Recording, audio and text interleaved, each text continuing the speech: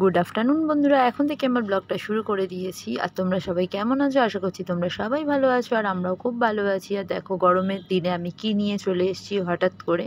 হ্যাঁ, বুঝতেই পারছো, তরমুজ। আমি অফিস থেকে যখন ফিরছিলাম, মেয়ে দুদিন আগে আমায় বলেছিল, মা একটু তরমুজ নিয়ে এসো।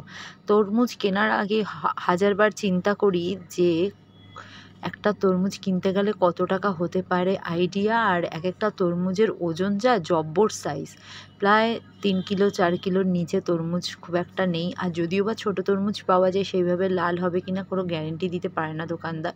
তো সেই কারণেই অবশেষে বড় তরমুজই কিনতে হলো, যেহেতু মেয়ে বলেছে। আর অনেক দিন পরেই আমাদের এই তরমুজ কেনা হলো। ধরো প্রথম প্রথম নিচ্ছি, গত বছর নিয়েছি, আর এই ফার্স্ট আমাদের বাড়িতে তরমুজ এলো। তো যাই হোক বন্ধুরা, না আরেকবার নিয়েছিলাম শীতলা পুজোতে তরমুজ নিয়েছিলাম, সেটা তোমাদের সাথে হয়তো শেয়ার করেছি, হয়তো মনেও নেই। সবাইকে শেয়ার করে ভাগে পড়েছিল অল্প।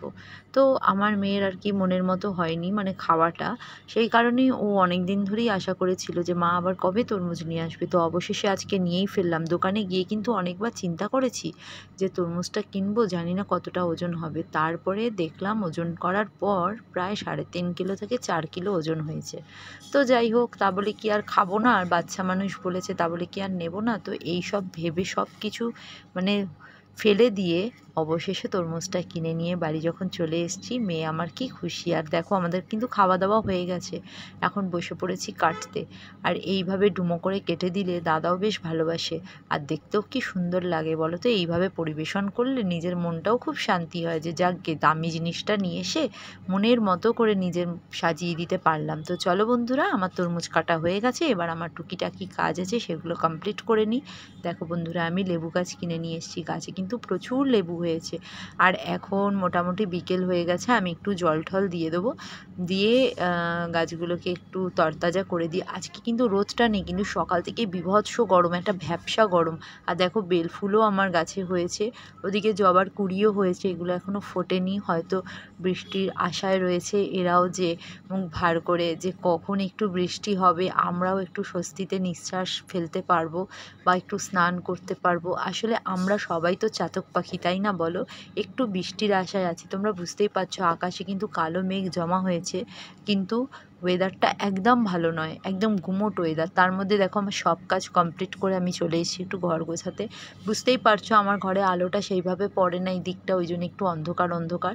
আর এই দুটো ব্যাগ যে দেখছো, এটা আমার এক দেওর জেপ্টোতে চাকরি করে, তো সেই আর কি এই দুটো ব্যাগ দিয়েছিল কিছু ইউজ করার জন্য, মানে ভেজিটেবলস আর আপনার কি বলে মাছ ফাছ রাখবে এরকম। তো আমি ভাবলাম যে এখন এইগুলোতে মাছ আর ভেজিটেবল রাখার কোনো মানেই হয় না। তো আশা করছি এটা আমি কি কাজে লাগাবো, তোমরা অবশ্যই বুঝতেই পারছো। এই যে মেয়ের সাদা কুর্তি, তারপরে সাদা জামা, এইগুলোকে কিন্তু আমি এই ব্যাগের মধ্যে স্টোর করে রাখবার, বুঝতেই পারছো দেখো পুরো লণ্ডভণ্ড হয়ে আছে জায়গাটা, যেহেতু গোছানোর একদম আমি সময় পাই না, বাড়িতে তো থাকিই না। সেই কারণে চলো আমি একটু গুছিয়ে নিই, তারপরে আসছি তোমাদের সাথে কথা বলতে। পাই বলে রবিবার দিনটাই গোছানোর চেষ্টা করি। আর এখন আমার রান্নাবান্না সব কমপ্লিট করে নিয়ে এখন ঘর গোছানোর কাজে আমি হাত দিয়েছি। আর দেখো, এটা হচ্ছে আমার মেয়ের কুর্তি, সাদা ওড়না, এগুলোকে আমি ভাঁজ করে, এই যে আমার এক দেওর জেপ্টোতে কাজ করে, ওই এই ব্যাগগুলো দিয়েছে, বলে বৌদি তুমি ইউজ করো। তো আমি ভাবলাম এগুলো তো বেকার ইউজ না করে কাজের মতো কোনো ইউজ করাটাই বেটার। আর দেখতে কি সুন্দর না সিলভার কালারটা? তো আমি ভাবছি আমার মেয়ের এই জামাগুলো এটার মধ্যেই ভাঁজ করে ঢুকিয়ে রাখবো। আসলে সাদা তো খুব কষ্ট হয় গো কাচতে, সেই কারণেই ভাবছি যে যতটা মানে সাবধানে রাখা যায়। তো যাই হোক, গরমে তোমরা কেমন আছো বন্ধুরা অবশ্যই জানিও। আর তোমরা বেশি বেশি করে জল খাচ্ছ তো। আর কি বলতো, গরমে হাঁপাতে হাঁপাতে হলেও আমাদেরকে কাজকর্ম করতেই হবে। আর এই দেখো আমার মেয়ের কুর্তি, তোমাদের সাথে বকবকও করবো, আবার এর ফাঁকে ফাঁকে আমার মেয়ের জামা কাপড়গুলোও দেখিয়ে দেবো, কেমন? আর দেখো আমি গুছিয়ে কোথায় রাখছি, একটুখানি ব্যাক ক্যামেরা করে দেখিয়ে দাও যে গুছিয়ে গুছিয়ে কোথায় রাখতে হচ্ছে। তোমরা হয়তো সেইভাবে দেখতে পাচ্ছ না, যেহেতু আমার ক্যামেরাটা একদম ভালো নয় ফোনের। তো চেষ্টা করছি একটা নতুন ফোন নেওয়ার, জানি না কবে চেষ্টাটা সফলতা পাবে। তো কিন্তু হাল ছাড়লে হবে না, চেষ্টা কিন্তু আমি চালিয়ে যাই। তো দেখো তোমাদের সাথে বকবক করতে করতে অলমোস্ট আমার কিন্তু গোছানোটা হয়েই যাচ্ছে। তো যাই হোক বন্ধুরা, সঙ্গে থাকো আর আমার ব্লগটা দেখতে থাকো, আশা করছি ভালো। তো হাই বন্ধুরা, দেখো আমি তখন দেখিয়েছিলাম আমার অগোছানো ঘর, আর এখন দেখো মোটামুটি সমস্ত আমি গুছিয়ে নিয়েছি। আর এইভাবে গুছিয়ে একটা পর্দাও লাগিয়ে দিয়েছি। আর এই যে সামনে যে প্যাকেটটা দেখছো, এটা ফেলে দেওয়ার জামা কাপড়, যেগুলো আমি বাইরে ফেলে দেবো। আর মোটামুটি আমার ঘর কিন্তু এখন পুরো গোছানো। আর আমার মেয়ে দেখতেই পাচ্ছ আয়না নিয়ে কিছু একটা করার চেষ্টা করছে। তো যাই হোক, কি বলো তো, রবিবারটা তো আমাদের এইভাবে কাজ করতে করতে কেটে গেল। আর টুলটা আমি ওপরে একটু রেখে দিয়েছিলাম, সেটা আমি এখন নিচে নামিয়ে দিলাম।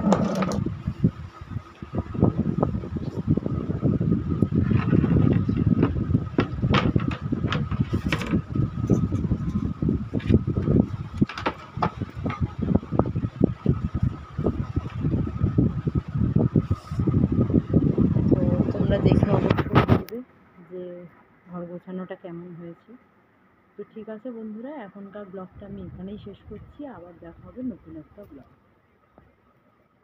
হাই বন্ধুরা, অনেক দিন পরে তোমাদের সাথে কথা বলতে চলে এসেছি। আগে বলো তোমরা সবাই কেমন আছো? আশা করছি তোমরা সবাই ভালো আছো, আর আমরাও খুব ভালো আছি। আর আমার ভালোবাসা নিয়ে অনেক দিন পর আমি ব্লগ দিতে চলে এসেছি। অনেক সমস্যার মধ্যে রয়েছে, ওই কারণে ব্লগ দিতে পারছি না। সমস্যাটা বেসিক্যালি আমার মেয়ের। এখন যেহেতু গরমের ছুটি পড়ে গেছে, আর কি বলো তো, অনলাইন ক্লাসও চলছে। আর তোমরা সবাই জানো আমার কিন্তু একটাই ফোন, আর আমার হাজব্যান্ডেরও কিন্তু ছোট জিও ফোন। তো সেই কারণে আমি সেইভাবে ব্লগ দিতে পারি না। আর অনলাইন মেয়ের যেহেতু ক্লাস চলছে, আমার ফোনটা মেয়ের কাছেই রাখতে হচ্ছে।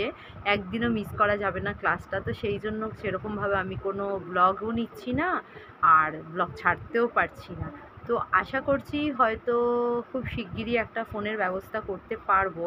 তো তার জন্যই সঙ্গে থাকো আর আমার ব্লগটা দেখ।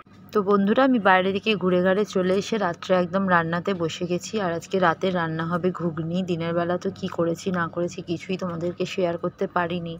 আর প্রচণ্ডভাবে গরমও করছে। এটা কিন্তু আমার বৃষ্টির আগের ব্লগ আমি তুলে রেখেছিলাম, সেটা সময় আর সুযোগ পাইনি বলে ছাড়তেও পারিনি। বৃষ্টির আমি একটা ব্লগ ছেড়েছিলাম, সেটা এই ব্লগটার পরের ব্লগ। তো এটা তুলে রাখা ব্লগটা আমি পরে ছাড়ছি। তো তোমরা একটু সঙ্গে থেকো, পাশে থেকো, আর কিছু মনে করো না ব্লগটা দেরি করে দেওয়ার জন্য। অ্যাকচুয়াল ফোনটা মেয়ের কাছে থাকে, সেই কারণে আমি ব্লগ ঠিকমতো দিতেও পারছি না, মেয়ের অনলাইনে ক্লাস চলছে। তো ঠিক আছে বন্ধুরা, আজকের ব্লগটা এখানেই আমি রাখছি। আশা করছি তোমাদের ভালো লাগবে, আর তোমাদের পাশে পেলে আমিও খুব খুশি হব। তো বন্ধুরা, এরকমভাবেই আমার পাশে থেকো, আর আশা করছি এরপরে ব্লগ দিতে আর কোনো অসুবিধা হবে না। কিন্তু আমি একটা সিদ্ধান্ত নিয়েই ফেলেছি যে এবার একটা ফোন কিনেই নেব। কেন, ফোনটা ক্যামেরা এতটাই খারাপ হয়ে গেছে যে আমার ব্লগ করতেও ভালো লাগে না।